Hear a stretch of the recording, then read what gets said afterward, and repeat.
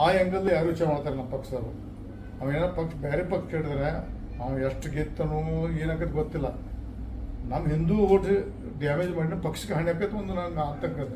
ಅದಕ್ಕೆ ನಾವು ಸತತ ಅವನ ಜೋಡಿ ಸಂಪರ್ಕಕೊಂಡು ಅವ್ನು ಬೇರೆ ತಪ್ಪು ದಾರಿ ಹಿಡಬೇಕು ಒಂದು ಆ ಉದ್ದೇಶ ಪದೇ ಪದೇ ಬಿಡಾಕಂದ ಈ ಉದ್ದೇಶ ಇಟ್ಕೊಂಡ. ನನ್ನ ಒಳ್ಳೆ ಸ್ನೇಹಿತನು ನನ್ನ ಮಾತಿಗೆ ಬೆಲೆ ಕೊಡ್ತಾನೋ, ಅವೇನು ನನ್ನ ಮಾತಿಗೆ ವಿರುದ್ಧ ಹೋಗೋದಿಲ್ಲ. ಆದ್ರೆ ಅನಿವಾರ್ಯ ಅವನಿಗೂ ಮನಸ್ಸಿಗೆ ನೋವು ನೋಡ್ಕೊಂಡ್ರೆ ಅನಿವಾರ್ಯ. ಯಾರೇ ನಾನೇ ಇದ್ರೆ ಅನಿವಾರ್ಯ, ಅವನ ಇದ್ರೆ ಅನಿವಾರ್ಯ, ಕೊನೆಯ ಡಿಶ್ ಅಂತಂದ್ರೆ ತಾವು ಹೇಳೋದು ಇದು ಪಕ್ಷ ಉಳಿಬೇಕಾಗಿತ್ತಂದ್ರೆ ಎತ್ತಬೇಕು ಅಂತ ಹೇಳ್ತಿರ್ತಾವೆ. ಪಕ್ಷ ಯಾರು ಅನಿವಾರ್ಯಲ್ಲ ಪಕ್ಷಕ್ಕೆ. ನಾನಕ್ಕೆ ದೊಡ್ಡ ಪಕ್ಷ ದೊಡ್ಡದು. ಇಂಥ ರಮೇಶ್ ಜಾರಕಿಹೊಳಿ ಬರ್ತಾರ ಹೋಗ್ತಾರ, ಅದು ಆ ಮಾತಲ್ಲ. ಯತ್ನಾಳ್ ಅವರು ಈ ಸದ್ಯ ಮಟ್ಟದಲ್ಲಿ ಒಂದು ದೊಡ್ಡ ನಾಯಕ ಬೆಳತಾರ, ಅದಕ್ಕೆ ಯಾರು ಎಲ್ಲ ಹೋಗ್ಬೇಕು. ವಿಜೇಂದ್ರ ರತ್ತಿ ನೋಡಿ, ಯಡಿಯೂರಪ್ಪನ ಕ್ವಶನ್ ಮಾಡೋಲ್ಲ. ಯಡಿಯೂರಪ್ಪನ ವ್ಯಕ್ತಿತ್ವ, ಯಡಿಯೂರಪ್ಪನ ಪಕ್ಷಕ್ಕೆ ಭಾಳ ಸತತ ಪ್ರಯತ್ನ ಮಾಡ್ತಾರೆ, ಅದ್ರ ಬಗ್ಗೆ ನಾವು ನೋ ಕ್ವಶನ್. ವಿಜೇಂದ್ರ ಅವರು ಪದೇ ಪದೇ ಆದರೆ ವಿಜೇಂದ್ರ ಅವರು ಯಾಕೆ ನಾವು ಹೈಕಮಾಂಡ್ ಅವನ್ನ ಅಧ್ಯಕ್ಷ ಮಾಡಿದ್ರು ಏನು ಅಂತ ನೋಡೋದು ಗೊತ್ತಿಲ್ಲ, ಅದ್ರ ಬಗ್ಗೆ ನಾವು ಮಾಡೋದು. ಅರೆ ಯತ್ನಾಳ್ ಅವ್ರನ್ನ ನಾವು ಕಳ್ಕೊಬಾರ್ದು ನಮ್ಮ ಪಕ್ಷದಲ್ಲಿ. ಅದೇ ಮೇನ್ ನನ್ನ ಅಜೆಂಡಾ. ಪದೇ ಪದೇ ವಾರಕ್ಕೊಮ್ಮೆ 10 ದಿವಸಕ್ಕೊಮ್ಮೆ ಭೇಟಿ ಆಗೋದು, ಅವ್ನ ತಲೆ ತುಂಬ. ಯಾಕಂದರೆ ಭಾಳಷ್ಟು ಪಕ್ಷ ಬೆಳೆದಂಗೆ, ಅವನ ವ್ಯಕ್ತಿತ್ವ ಬೆಳೆದಾಗ ಹೊಗಳು ಬಂಟ್ರು ಹೊಂಡ್ತಾರೆ ಕೊಡ್ತಾರೆ. ಹೊಗಳು ಬಂಟ್ರಿಂದ ತಪ್ಪದೆ ಹೆಜ್ಜೆ ಇಡಬಾರ್ದು ಅನ್ನೋ ಉದ್ದೇಶಲೇ ನಾವು ಸತತ ಭೇಟಿ ಆಗೋದು ಅಷ್ಟೇ. ಇದೊಂದೇ ಯತ್ನ ಅವರು. ನಾವು ಪಕ್ಷ ಅವ್ರು ಬೇರೆ ಪಾರ್ಟಿ ಕಟ್ರೆ ನಾ ಅದು BJP ಬಿಡೋಲ್ಲ. ಚುನಾವಣೆ ಆದ ನಂತರ ಏನು ವಿಕೇಂದ್ರೀಕರಣ ಆಗತ್ತಾ, ನವೆಂಬರ್ ಕ್ರಾಂತಿ ಆಗತ್ತಾ, ಯಾವ ಪಾರ್ಟಿ ಸಪೋಸ್ ಏನಾದ್ರು ಆ ತನ್ನ ಕಾಂಗ್ರೆಸ್ ಅಲ್ಲಿ ಆಗಿರ್ಬೋದು ಅಥವಾ ನಿಮ್ಮ ಪಕ್ಷದಲ್ಲಿ ನಮ್ಮ ಪಕ್ಷ ಆಗುದಿಲ್ಲ. ಹೈಕಮಾಂಡ್ ಏನು ನಿರ್ತದಕ್ಕೆ ಬದ್ದದು ನಾವು ಯಾರು ಕ್ರಾಂತಿ ಆಗೋಲ್ಲ. ನಾನು ಹಿಡ್ಕೊಂಡು ಎಲ್ಲರೂ ನಾ ಇರ್ಬೋದು, ನಮ್ಮ ಪಕ್ಷ ಅವ ದೊಡ್ಡ ಸಣ್ಣ ನಾಯಕ ದೊಡ್ಡ ನಾಯಕ, ಹೈಕಮಾಂಡ್ ಏನು ಬದ್ದು ನಾವು ಕ್ರಾಂತಿ ಇಲ್ಲ. ಪದೇ ಪದೇ ಹೇಳ್ತಿರ್ತೀರಿ ಸಿದ್ದರಾಮಯ್ಯನ ಕೆಳಗಿಳಿಸ್ಬೇಕು, ಬೇರೆದವ್ರ ನಾಯಕತ್ವ ಕೊಡಬೇಕು ಅನ್ನೋದು. ಬಟ್ ನನಗೊಂದು ನಮ್ಮ ಪಕ್ಷದ ಬಗ್ಗೆ ನಂಗೆ ಅಸಹನಿಸೋದಿಲ್ಲ.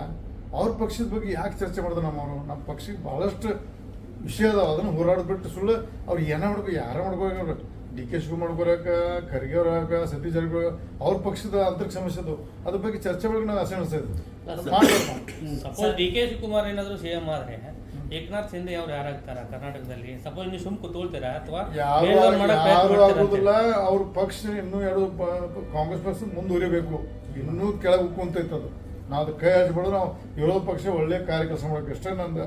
ಅವ್ರ ಪಕ್ಷದ ಆಂತರಿಕ DK ಶಿವಕುಮಾರ್ ಮಾಡಲಿ ಬೇಕು, ಇವರು ಮುಂದುವರಿಸಲಿ. ಬಟ್ ನಮ್ಮ BJP ಪಕ್ಷ ವಿರೋಧ ಪಕ್ಷ ಕೆಲಸ ಮಾಡಬೇಕು, ಇಷ್ಟೇ ನಂದು. ಸರ್, ಈಗ ಇತ್ತೀಚೆಗೆ ಅಥಣಿಯಲ್ಲಿ ಒಂದು ಚುನಾವಣೆ ನಡೀತು, ಸಹಕಾರಿ ಸಕ್ಕರೆ ಕಾರ್ಖಾನೆ. ತಾವು ಹೋಗಿದ್ರಿ, ಏನಾಯ್ತು ನೋಡ್ರಿ? ಒಂದು ಇರ್ತದಿಲ್ಲ, ಒಂದು ನೋವು ಮೇಲೆ ಕೈ ಒದರ್ತಿತ್ತಲ್ಲ, ನೋವು ಸಣ್ಣ ಮಗುಗೆ ಹೊಟ್ಟೆ ನುಸಿರೋದು ಹೇಳಕ್ ಹೋದ ಒದರ್ತೈತೆ. ಬುದ್ಧಿ ಒಂದು ಮನುಷ್ಯಾಗ ಎಲ್ಲ ನೋವಿನ ಕೈ ಇಟ್ರೆ ಒಯ್ಯೋ ತಾನು. ಹಂಗೆ ನಾ ಸೌದೆ ನೋವಿನ ಮೇಲೆ ಕೈ ಇಟ್ರೆ ನನ್ನ ಸಂಕಟ ಕರೆಕ್ಟ್ ಹೊಂಟೈತೆ. ನನಗೆ ಕಳೆದ 3 ವರ್ಷದಿಂದ ನಮ್ಮ ಪಕ್ಷ ಭಾಳ ಹಿನಾನೆ ಸೋತಾಗ ನನಗೆ ಭಾಳ ಮನಸ್ಸು ನೋವಾಗಿತ್ತು. 74,000 ಸೋತಾಗ ನನಗೂ ಭಾಳ ನೋವಾಗಿತ್ತು. ಯಾಕಂದ್ರೆ ನಾವು ಭಾಳ ಕೆಲಸ ಮಾಡಿದ್ವಿ, ಭಾಳಷ್ಟು ತ್ಯಾಗ ಮಾಡಿ BJP ಪಾರ್ಟಿ ಕಟ್ಟಿದ್ವಿ. ಇಷ್ಟು 74,000 ಮಹೇಶ್ ಕುಂಡ್ಸೋಳ ನನಗೂ ಮನಸ್ಸು ನೋವಾಗಿತ್ತು. ಆದರೆ ಇವತ್ತು ನಮ್ಮ ಸಂಘಟನೆ ಸರಿಯಾಗಿ ದಾರಿಯಲ್ಲಿ ಹೊಂಟಿದೆ. 22 ಸೌದಿ ಕೆಡುತ್ತು ನಾವು. ಇದು ನಮ್ಮ ಸತ್ಯಶ್ರದ್ಧ. ಸರ್, ಈಗ ಕಾಂಗ್ರೆಸ್ ನಾಯಕರು ತಮ್ಮ ಜೊತೆ ಮೊನ್ನೆ ಸಹಕಾರಿ ಸಕ್ಕರೆ ಕಾರ್ಖಾನೆ ಚುನಾವಣೆಯಲ್ಲಿ ಕೆಲವು ಕಾಂಗ್ರೆಸ್ ನಾಯಕರು ತಮ್ಮ ಜೊತೆ ಇಲ್ಲ. ನೋಡಿ, DC ಬ್ಯಾಂಕ್ ಇರ್ಬೋದು, ಪಕ್ಷಾತೀತ ಇರ್ತಿತ್ತು. ಜಾತ್ಯತೀತ ಪಕ್ಷದ ಯಾವುದು ಎಲ್ಲ ಸಹಕಾರ ಸಂಘದಾಗ ಎಲ್ಲ ಇದೊಂದಲ್ಲ. ಯಾವುದೋ ಗ್ರಾಮ ಪಂಚಾಯತ್ ಇಲೆಕ್ಷನ್ ಹಂಗಿರ್ತದೆ. ಗ್ರಾಮ ಪಂಚಾಯತ್ ಸಹಕಾರ ಸಂಘ ಹಂಗಿರ್ತಾವೆ, DC ಬ್ಯಾಂಕ್ ಇರ್ತಾವೆ. ಪಕ್ಷದ ಸಿಂಬಲ್ ಇದ್ದಾಗ ಅಷ್ಟೇ ನಾವು ಪಕ್ಷ ಬರ್ತೈತಿ. ಉಳ್ಕಿದ್ದೆಲ್ಲ ನಾವು ಪಕ್ಷಾತೀತ ಜಾತಿ ಮಾಡೋಕೆ ಎಲ್ಲ ಪಕ್ಷ ಮಾಡಿದ್ರೆ ಅವ್ರ ಸೌದಿಯವ್ರಿಗೆ ಒಂದು ಅನ್ಯಾಯ ಆಯಿತು. ಕಾಂಗ್ರೆಸ್ ಬಂದು ಒಂದು ಟೀಮ್ ಕೆಟ್ಟರು, ನಾವೆಲ್ಲ ಕೂಡ್ ಮಾಡಿದ್ವು. ಪಕ್ಷಾತೀತ ಎಲ್ಲ ಪಕ್ಷ ಕೊಡೋದು. JDS ಇತ್ತು, ಕಾಂಗ್ರೆಸ್ ಇತ್ತು, ಇಂಡಿಪೆಂಡೆಂಟ್ ಎಲ್ಲ ಕೂಡಿ ಮಾಡಿದ್ರು.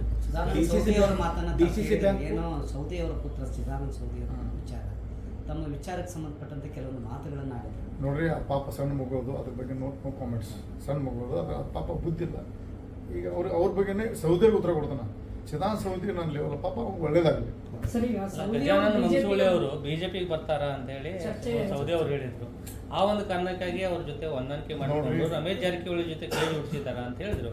ಆ ನಿಟ್ಟಿನಲ್ಲಿ ಅವ್ರನ್ನ BJP ಕರ್ಕೊಂಡ್ಬಂದು ಮುಂದಿನ ಎಲೆಕ್ಷನ್ ಅಥವಾ ಮಹೇಶ್ ಕುಮಟಳ್ಳಿ ಅವರು ನಿಲ್ಲಿಸ್ತಾರ ಅಂತ ಹೇಳಿ. ಇಲ್ಲ, ನಮ್ಮ ನೋಡ್ರಿ, ನಮ್ಮ ಪಕ್ಷ ತೀರ್ಮಾನ ಪಕ್ಷದ ವೇದಿಕೆಯಲ್ಲಿ ಹಾಕದೆ. ಯಾರೋ ಸೌದಿಯವ್ರು ಮಾತಾಡೋದಂತ ಸೌದಿಯವರ ಬಗ್ಗೆ ಹೇಳಿದ್ರು ಗಣ್ಯಾನ ಮಂಗಸೂಳಿ ಇಲ್ಲಿ ಬರ್ತದೆ ನನಗೆ ಗೊತ್ತಿಲ್ಲ. ನಮ್ಮಲ್ಲಿ ಭಾಳಷ್ಟು ಬಿ ಜೆ ಪಿ ನಾಯಕರು ಮಹೇಶ್ ಕುಮಟಳ್ಳಿ ಅವರು ಭಾಳ ಶಾಸಕರು ಅವ್ರು ಎಣ್ಣೆ ಆಗಿದೆ ಅವ್ರು ಶಾಸಕರು ಅಂತ ನಮ್ಗೆ ಆಸೆ ಇದೆ. ಬಟ್ ಬೇಡಪ್ಪ ಪಕ್ಷ ಹೈಕಮಾಂಡ್ ಬೇರೆ ನಿಲ್ಸೋದಾಗ ಅದನ್ನು ಸ್ವಾಗತ. ಸರ್, ಈಗ ಸೌದಿಯವರೇ ಬಿಜೆಪಿಗೆ ಬರ್ತಾರೆ ಅನ್ನುವಂಥ ಚರ್ಚೆ ಕೂಡ ಇದೆ. ಬರಲಿ, ಅದು ರಾಷ್ಟ್ರೀಯ ಪಕ್ಷ ಯಾರು ಬೇಕಾ ಬರ್ಬೋದು. ಸ್ವಾಗತ ಮಾಡ್ತೀವಿ. ನಾ ಸ್ವಾಗತ ಮಾಡೋದು ಪಕ್ಷ ಸ್ವಾಗತ ಮಾಡಿ ನಂದು ಸ್ವಾಗತ ಇಲ್ಲ, ರಮೇಶ್ ಜಾರಕಿಹೊಳಿ ಸ್ವಾಗತ ಇಲ್ಲ, ಪಕ್ಷ ಸ್ವಾಗತ ಅದಕ್ಕೆ ನೋ ಕಾಮೆಂಟ್ಸ್. DCC ಬ್ಯಾಂಕು ಮತ್ತು ಅಥಣಿ ಕಾರ್ಖಾನೆ ಚುನಾವಣೆಯಲ್ಲಿ ಸಿದ್ಧತೆ ಇಲ್ಲದೇ ನಾವು ನೀವು ಹೇಳಿದ್ರ ಅಂತ ಗ್ರೌಂಡ್ ವರ್ಕ್ ಇಲ್ಲದೇ ಹೇಳೋದಕ್ಕೆ ಅಲ್ಲಿ ಹಿನ್ನಡೆ ಆಯ್ತಾ ಅಂತ. ನಾವು ಹತ್ತನಿಂದ ಸೋಲ್ತು ಅಂತ ಮೊದಲೇ ಓಟಿಂಗ್ ಮೂಲ ಹೊಡ್ಬೋದು ಮೊದಲು ಹೇಳಿದ್ವಿ ನಾವು. ನೀವ ಭಾರಿ ಸೋಲೋತ್ ನೀವು ಬೆಳೆದ್ರಪ್ಪ. ನಮ್ಮ ಮುಂಜಾನೆ ಓಟಿಂಗ್ದಾಗ ನಮ್ಮ 3 ಓಟ್ ಬೀಳ್ತವೆ.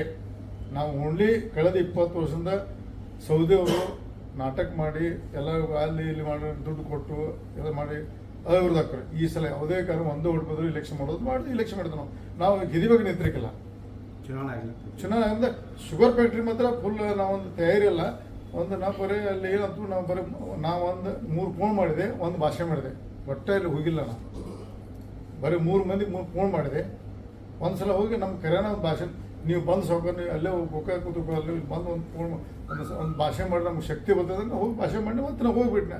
ಇಲ್ಲ ನಾ ಅಲ್ಲಿ ಸೀರಿಯಸ್ ತೋ ಇಲೆಕ್ಷನ್ ಅದನ್ನು ನೀವು 18,000 ಓಟ್ ಅಲ್ಲಿ ಫ್ಯಾಕ್ಟ್ರಿಲಿ ಇದ್ದಂಥ 5,500 ತಂದು ಹೆಚ್ಚಾರ ಲಕ್ಷ್ಮಣ ಸವದಿ ಅವರು. ನೀವು ಬರೀ ನಿಮ್ಮ ಬಹುಶಃ ಅಲ್ಲಿ ಮೇಲಿನ ಸ್ವಲ್ಪ ನಿಮ್ಮ ಟಿ ವಿ ಯಾವ್ದು ಆ್ಯಂಕರ್ ಸ್ವಲ್ಪ ಹೇರೋರು 18,000 ಹೊಡೆದವರು. ಅದನ್ನು ಏನೇನೋ ಗೋಲ್ಮಾಲ್ ಮಾಡಿ 5,500 ಹೆಚ್ಚಿದ್ರು. ಅದರಲ್ಲಿ 50% ಹೊಡ್ತಂದು ನಾವು. ನೀವು ಅದನ್ನು ವಿಚಾರ ಮಾಡಿ ನಾವು ಹೊಡ್ತು. ನಮ್ಗೆ ಲೋಯೆಸ್ಟ್ 33 ಹೊಟ್ಟು ಕಡಿಮೆ ಸೋತೈತೆ. ಒಂದು ಕಡಿಮೆ ಹೋಟ್ಲೆ 33 ಸೋಟೈತೆ. 1 300 1 800 ಹೈಯೆಸ್ಟ್ 1100 ಗೆದ್ದೈತೆ. ಹೈಯೆಸ್ಟ್ 1100 ಹೊಡ್ಲಿಕ್ಕೆ ನಾನು ಇದನ್ನೇ ನೀವು ಏನಿದೆ ಬರೀ ಜಾರಕಿಹೊಳಿ ಸೋಲು ಸಕ್ಕರೆ ತಾವು ಎಲ್ಲೂ ಕಾಣಿಸ್ಕೊಳ್ಳಿಲ್ಲ ಪಿಕ್ಚರ್ ಅಲ್ಲಿ. ಪಾಪ ನಮ್ಮ ರಮೇಶ್ ಕತ್ತಿ ಇವತ್ತು ನನಗೆ ನನ್ನ ಸಮಾಜಕ್ಕೆ ಬಿದ್ದಾಗ ನನಗೆ ನೋವಾಗಿದೆ. ವಾಲ್ಮೀಕಿ ಸಮಾಜಕ್ಕೆ ಬಿದ್ದದ್ದು ನನಗೆ ನೋವಾಗಿದೆ. ಇವತ್ತು ನನಗೆ ಕತ್ತಿ ಕುಟುಂಬ ಆತ್ಮೀಯ. ಇವತ್ತು ರಮೇಶ್ ಜಾರಕಿಹೊಳಿ ಕತ್ತಿ ಮೊನ್ನೆ ಫೋನ್ ಹಚ್ಚಿ ಬೇತಾನೆ ರಮೇಶಿಗೆ ಕುತ್ಸೊಳಗಡೆ ಭಾಳ ಚೆನ್ನಾಗಿರುವ ಬೇತ ಮೊನ್ನೆ ಬೇತಾನೆ ನಮ್ಗೆ ಕ್ಲೋಸ್. ನಾವು ಇವತ್ತು ಬೇತಾನೆ ನೀನು ಹಿಂಗೆ ಮಾಡಿದ್ರೆ ನೀನು ನಿಖಿಲ್ ಮಣ್ಣು ಕೊಡ್ತೈತೆ ಇದನ್ನು ಮೊನ್ನೆ ಹಿಂಗೆ ಮಾತಾಡಿದಂದ್ರೆ ಸಮಾಜವಾದಿ ಯಾವುದೋ ಖಾಸಗಿ ಕೂತ್ ನಾವು ಉಮೇಶ್ ಕತ್ತಿ ನಾವು ಭಾಷೆ ನೋಡ್ಲಿ ಓಡೋಕ್ರಿ ನಾವು ಹಂಗೆ ಮಾತಾಡ್ತಿತ್ತು. ಉಮೇಶ್ ಕತ್ತಿ ನಾವು ಭಾಷೆ ನೋಡಿದ್ರೆ ನೀವು ಓಡೋಕ್ರಿ ಅಷ್ಟೇ ಮಾತಾಡ್ತಾ ಅದೇ ದೋಸ್ತಿಗಳು ಮಾತಾಡೋದು ಹಾಗೆ ಬಟ್ ಅವ ಹುಚ್ಚ ಸಾರ್ವಜನಿಕ ಸಮಾಜ ಮಾತಾಡೋದು ತಪ್ಪು. ಅದರಿಂದ ಬಹುಸಂಖ್ಯಾತರು ಅಲ್ಲಿ ಹುಕ್ಕೇರಿ ಕಾನ್ಸ್ಟಿಟ್ಯೂನ್ಸಿಯಲ್ಲಿ ನಾನು ನಿಖಿಲ್ ಹೊಡೆದು ಬಂದೈತೆ. ಸರ್, ನೀವು ಉಮೇಶ್ ಕತ್ತಿ ನೀವು ಬಹಳ ಆತ್ಮೀಯ ಸ್ನೇಹಿತರು. ಎಂದೂ ಸಹ ಕತ್ತಿ ಫ್ಯಾಮಿಲಿ ಈ ಜೊತೆ ಜಾರಕಿಹೊಳಿ ಫ್ಯಾಮಿಲಿ ನಡುವೆ ಏನೂ ವೈಮನಸ್ಸು ಇರಲಿಲ್ಲ. ಇದನ್ನ ಯಾರು ಸೃಷ್ಟಿ ಮಾಡ್ತಾ ಇದ್ದಾರೆ? ನೀವು ಈಗೂ ಇಲ್ಲ ಸ್ವಾಮಿ. ಈಗ ನೋಡ್ರಿ ಅದು ಅದಕ್ಕೆ ಉದ್ದೇಶಕ್ಕೆ ನಾವು ಉದ್ದೇಶಕ್ಕೆ ಇಲೆಕ್ಷನ್ ಬೇಡ ತಂದಿದ್ದೆ. ನಾ ಮಾತ್ರ ಬೇಡ ಇಲೆಕ್ಷನ್ ಬಿಟ್ಬಿಡ್ರಿ. ಪಾಪ ಅವ್ರು ರಮೇಶ್ ಕತ್ತಿ ನಮಗೆ ಫೋನ್ ಮಾಡಿ ನಾನು ಸ್ವತಃ ನನಗೆ ಫೋನ್ ಮಾಡಿದ್ದ ಮುಗಿಸ್ ರಮೇಶ್ ಮುಗಿಸ್ ಅದು ಯಾಕೆ ಅದಕ್ಕೆ ಕೇಳಿದ್ದು ಏನಾದ್ರು ಗೊತ್ತಿಲ್ಲ ನನಗೆ ಡೀಟೇಲ್ ಮಾಹಿತಿ. ನೀವು ಮಾಧ್ಯಮ ಮುಖಾಂತರ ರಮೇಶ್ ಕತ್ತಿ ಹೇಳ್ತೀನಿ ನಾನು ದಯವಿಟ್ಟು ಆ ಚುನಾವಣೆ ಒಂದು ಬಚ್ಚಲಾಗಿ ಮೇನಾಡೋದು ಅದು ಸಮೂಹ ಮೇನಾಡೋಂಗಿಲ್ಲ. ಅದನ್ನೇನೋ ಹಿಂಗೆ ಮಾತಾಡೋರೆ ನಿಮಗೆ ಮುಂದಿನ ಚುನಾವಣೆ ಭಾಳ ಪಡೆದು ಗೊತ್ತೈತಿ. ಯಾಕೆ ಒಂದು ಸಮಾಜ ಮೇಲೆ MLA ಸಾಧ್ಯ ಇಲ್ಲ. ಎಲ್ಲ ಜನರಲ್ ಎಲೆಕ್ಷನ್ ಅದು ಒಂದು ಸಮಾಜ ಮೇಲೆ ಯಾವ MLA ಸಾಧ್ಯ. ಎಲ್ಲ ಸಮಾಜ ಆಶಯಗಳು MLA ಸಾಧ್ಯ, MP ಸಾಧ್ಯ. ದಯವಿಟ್ಟು ರಮೇಶ್ ಕತ್ತೂರಿಗೆ ನಿಮ್ಮ ಮಾಧ್ಯಮ ರಿಕ್ವೆಸ್ಟ್ ಮಾಡ್ತಿದ್ದೀನಿ. ಅವ್ರ ಮಾತಿನ ಶೈಲಿ ಬದಲು ಮಾಡ್ಕೊಂಡು ಮುಂದಿನ ದಿನ ಭಾಳ ಅನಾಹುತ ಆಗ್ತದೆ. ಇಷ್ಟು ಮುಖಾಂತರ ದಯವಿಟ್ಟು ಹೇಳ್ತೀನಿ. ನೀವು ಹೆಂಗೆ ತೋರಿಸ್ತೀವಿ ನಿಮ್ಗೆ ಗೊತ್ತಿತ್ತು. ಸರ್, ಜಿಲ್ಲೆಯಲ್ಲಿ ರೈತರು ಓನ್ಲಿ ನಮ್ಮ ಪ್ರಿಯಾಂಕಾ ಖರ್ಗೆ ಅವರು ಯಾಕೆ ಹಿಂಗೆ ಮಾಡಿ ಅರ್ಥ ಇಲ್ಲ. ಅದು ಜೋರ್ತರಾಕಿಲ್ಲ, ಅದು ಇಶ್ಯೂ ಮಾಡೋದು ಜೋರ್ತರಾಕಿಲ್ಲ. ಅದು ಭಾಳ ಮೈತೈತೆ ಅವ್ರಿಗೆ ಮುಂದಿನ ದಿನದಲ್ಲಿ.